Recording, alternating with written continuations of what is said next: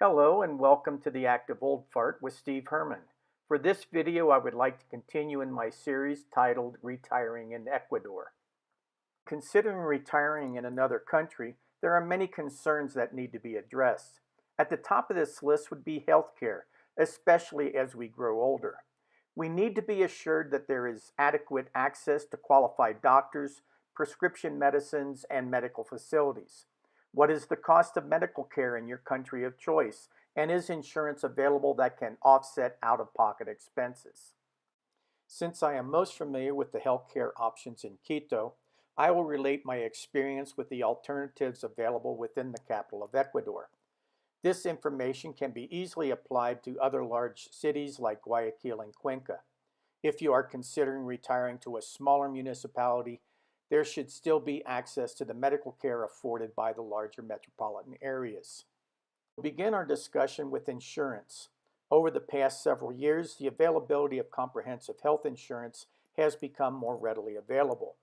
The Instituto Ecuatoriano de Seguridad Social, the Latin equivalent of the Social Security Administration, offers a low-cost health insurance. Rates are well under $100 a month depending on your age, and provides you access to many of the state-run clinics and hospitals in the city. While the attention provided is adequate, the waiting list can be quite lengthy, and it may take more than a month to acquire an appointment with the specialist you need. This is due to the high demand for the inexpensive medical attention. There are also many private insurance companies that are associated with some of the finer clinics and hospitals throughout the city. While the rates may be higher, they are substantially less than an equivalent insurance program offered in the United States. There are also many more options concerning doctors and other healthcare professionals. Most of these companies have age limits, so in your latter years, this may not be an option. There are many pharmaceutical companies that manufacture medicines in Ecuador, so most drugs are readily available. There are several chain pharmacies that are open 24 hours a day. Many of the medicines that you presently require may not need a prescription in Ecuador. However, they may have a different name, so you may need to contact a medical professional to discover the Spanish equivalent. Many drugs are less expensive than a similar medication in the U.S., while others may be priced the same or higher. Hospitals and clinics can vary in their quality and accessibility. While there are many state-run hospitals that provide inexpensive services, their quality may not be on par with what you are accustomed to elsewhere. Since most of the locals do not carry health insurance and cannot afford the private hospitals, the public facilities are often overcrowded and understaffed. If your doctor is associated with a particular hospital, it is much easier to acquire access. I have required the attention of 2 hospital stays in the past 18 years, but both were in private facilities, and I can attest to their quality and expertise. In Quito, I would highly recommend the following hospitals for their excellence in facilities and staff. Hospital Los Andes is located in North Quito and is easily accessible by public transportation.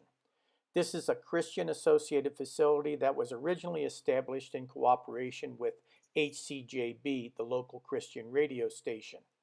There are many doctors from the United States as well as U.S.-trained personnel on staff. The equipment used is technologically advanced and they strive to provide quality medical attention. Hospital Metropolitano is also located in North Quito. It opened its doors to the community in 1985 and has since been noted as the premier medical establishment within the capital. It boasts some of the most advanced medical equipment in the country and continues to expand its technological investments. I have stayed in Metropolitano in the past and have had several friends who have had need of its facilities. It would be hard-pressed to distinguish the difference between here and a similar facility in your own country. One other hospital of note would be Solca, a local facility dedicated to oncology or cancer treatment. It is located next to the U.S. Embassy in North Quito and is considered one of the best centers for the treatment of this debilitating disease in South America. While it is hoped that you do not have need of any of these hospitals, it is reassuring to know that they are available. In addition to these locations, there are several other private clinics that are well qualified to take care of all of your medical requirements. On a personal note, I would like to state that I have never had medical insurance while living here in Ecuador, although I've had need of a hospital stay twice in that time. My most recent use of private clinic occurred 5 years ago when I had a stroke. I had to spend 3 nights in a private medical facility. During my stay, I had blood tests, an EKG, and an ultrasound. My 3-day experience, including a private room, medications, and all tests, cost me a total of $1,600. 45% of that cost was from my neurologist and cardiologist. The only other cost I incurred was $280 for an MRI. In summary, the medical facilities and attention in Ecuador may vary widely, but can rival the quality of that received in the U.S. It is best to first find a doctor that you trust who is associated with one of the better hospitals. I hope you have enjoyed this video about the healthcare available in Ecuador. If so, please like and subscribe to my channel. Until next time, stay active both mentally and physically so that you can thoroughly enjoy your golden years.